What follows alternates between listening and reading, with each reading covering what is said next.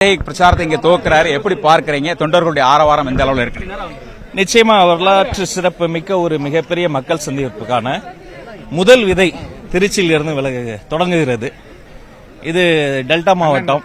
ஒரு பக்கம் மலைக்கோட்டை, இன்னொரு பக்கம் நம்முடைய வற்றாத ஜீவ நதியாக ஓடக்கூடிய காவிரி, இன்னொரு பக்கம் திரும்பிய திசையெல்லாம் அன்பை பொழியக்கூடிய மக்கள். இங்கிருந்து தொடங்குறது உள்ளபடி எங்களுக்கு மிகப்பெரிய மகிழ்ச்சி.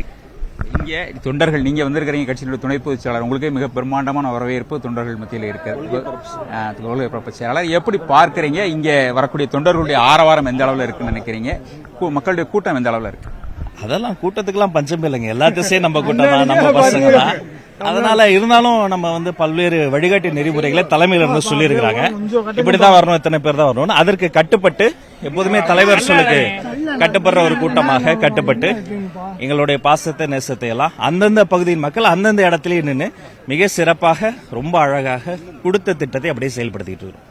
வரவேற்பு எவ்வாறு இருக்கிறது நினைக்கிறீங்க? மற்ற மாவட்டங்கள், திருச்சி மாவட்டத்தில் எப்படி இருக்கு? ஏற்கனவே கோயம்புத்தூர்ல நடத்திருக்கீங்க, மதுரையில் கடைசியாக மாநாடு நடத்திருக்கீங்க. அது அப்படி தொடருதுன்னு நினைக்கிறீங்களா? மக்களுடைய எதிர்பார்ப்பு, அதாவது தொண்டர்களை தாண்டி பொதுமக்கள்கிட்ட உங்களுடைய வருகைக்கான எதிர்பார்ப்பு எந்த அளவில் இருக்கு?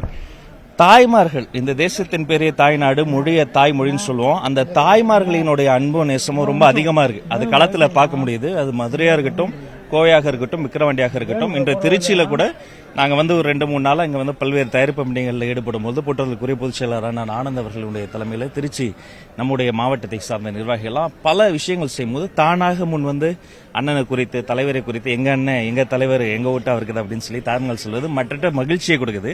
அதனால ஒரு நல்ல ஒரு ஏறுமுகமாக மக்கள் அன்பையும் ஆதரவையும் நோக்கி வெற்றிகரமாக சென்று கொண்டிருக்கிறோம்.